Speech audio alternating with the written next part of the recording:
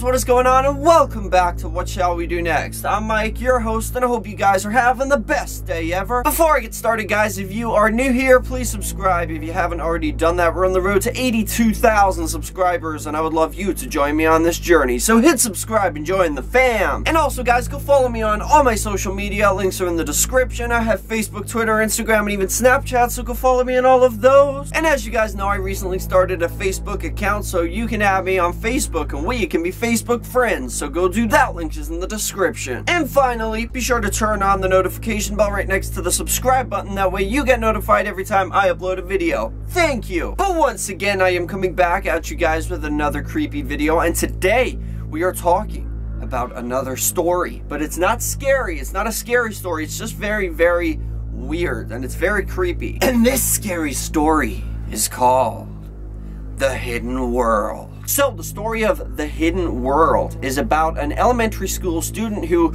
is doing some adventuring one day when he comes across this rusty iron door and discovers that it leads to a passage that leads somewhere else. But enough of the jibber jabber, let's get right over to the story. The Hidden World. It's a strange memory, but even now, I can still recall it vividly. It happened during the summer vacation when I was in 5th grade in elementary school. At the time, my family lived in a house on the edge of town. Behind the house, there was a large area of wasteland. I often went out there to play alone. One bright sunny day, I was exploring the far corner of the wasteland when I came across a patch of ground that had been paved over with concrete. In the middle of the concrete, there was a rusty iron door that seemed like it led down to a sewer. When I grabbed the handle of the door and opened it, I could see a ladder leading down into the darkness. As soon as I saw it, I wanted to go down there and explore. It seemed like it would be a big adventure. I immediately ran home and got a flashlight. Brimming with excitement, I turned the flashlight on and climbed down the ladder. When I got to the bottom, I found myself in a large dark passageway that ran from left to right. The floor was covered in wire mesh, and further down the passageway, there seemed to be recesses in the walls. I could hear the sound of flowing water, but I was sure that it wasn't a sewer because there was no bad smell. I decided to walk down the passageway, illuminating the way with my flashlight. It was exciting, and I wondered where the passageway would lead me. After walking for a little while, I found that the way was blocked by large metal bars. It was a dead end. However, when I shone the flashlight around, I noticed a ladder on the wall that led up to another iron door.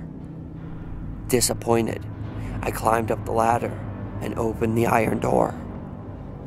I had only walked a short distance, so I expected that when I came out, I would be on the opposite side of the road.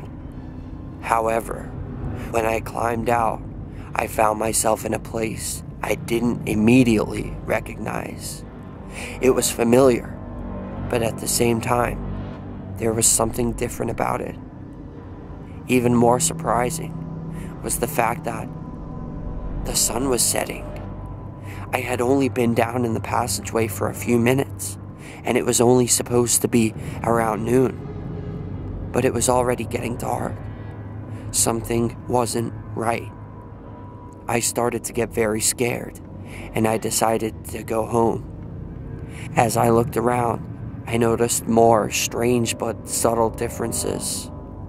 The whole neighborhood seemed to have undergone some slight changes. The convenience store on the corner, where I always bought sweets, simply wasn't there anymore. In the spot where it should have been, there was a house. I also noticed a road sign on the street that I had never seen before.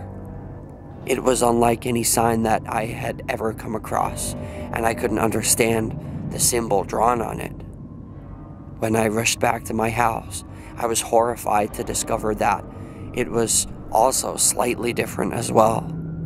Instead of blooming flowers in the garden, there was now a huge cactus. A red car with strange designs on it was parked in the driveway. And beside the front door, instead of a doorbell, there was now a small lever pointing downwards. Two largish garish ornaments like a giraffe with 6 legs stood on either side of the entrance. It was certainly my house. The numbers were on the gate. My surname was on the letterbox. But at the same time, it wasn't my house. Too many details were different. Something was very wrong. I felt like I was losing my mind. I was too scared to go inside, so I went around the back and peered through the kitchen window. In the living room, I could see my father. He was sitting on the couch, dressed in some kind of long, flowing purple robe. I had never seen him wear such a thing. It was uncanny. I had a sinking feeling in the pit of my stomach, and I felt like I was going to be sick. This wasn't my home. I was somewhere else, somewhere I didn't belong. At the time, I had been playing an old computer game, and in the game, the hero accidentally falls into some kind of alternate reality. It was a world very like our own, but there were very big differences. In the game, it was called the Hidden World. That's where I am, I thought. I've accidentally slipped into the hidden world. I was terrified.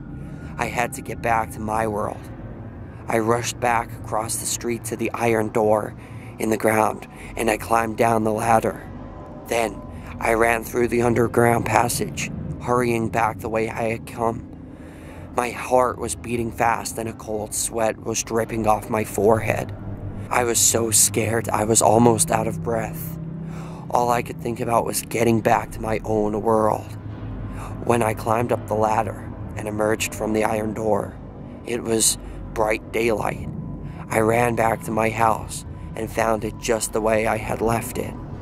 My father's car was in the driveway, the flowers were back in the garden, and the doorbell was beside the front door. Inside, my mother and father were wearing their normal clothes. Everything seemed back to normal. After that, I was afraid to go anywhere near that wasteland behind my house. I couldn't even bear to look at it. I had absolutely no desire to explore the underground passage further. I was afraid that if I ever went down there again, I would get stuck in that world and never be able to return to my own. Not long afterwards, we moved house, and little by little, I forgot about the underground passage. Just 6 months ago, I was in the area and decided to pay a visit to our old house. I wondered if the underground passage was still there. However, when I got to the house, I saw that the wasteland behind it had been used for construction. There were a lot of new houses, and the iron door in the concrete had vanished.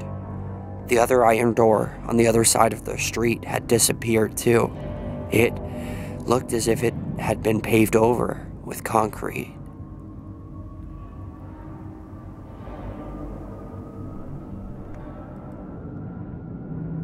And that is the end of that. So I hope you guys enjoyed this story. I thought it was pretty cool. I know it wasn't necessarily scary as such, but it was definitely creepy. Like, there's a lot of controversy all the time about hidden, like dimensions and other worlds. Now, this is something that was pretty interesting. Like, I thought how, like, it's almost like he found, like, a portal to another world. Like, well, that's basically what the story's saying, but it's almost like another dimension, because he was still in the same world. Everything was the same, but there was some differences, and that's what I thought was really weird. Yeah, it's creepy. But my question to all of you for question of the day is, what do you think happened here? Do you think he went to another world, or do you think he just had some problems because maybe he played that game too much that he talked about, or do you think that he made the whole story up? Let me know in the comment section. That is question of the day. But thank you guys so much for watching. I hope you enjoyed this video. If you did, please slap a like on it. Let's see if we can go for 47 billion likes on this video. I would really appreciate that. And remember, the most important thing of all, guys, chase your dreams. I love you all. Don't let anybody bring you down. I'll see you guys back here tomorrow for another video. Peace out.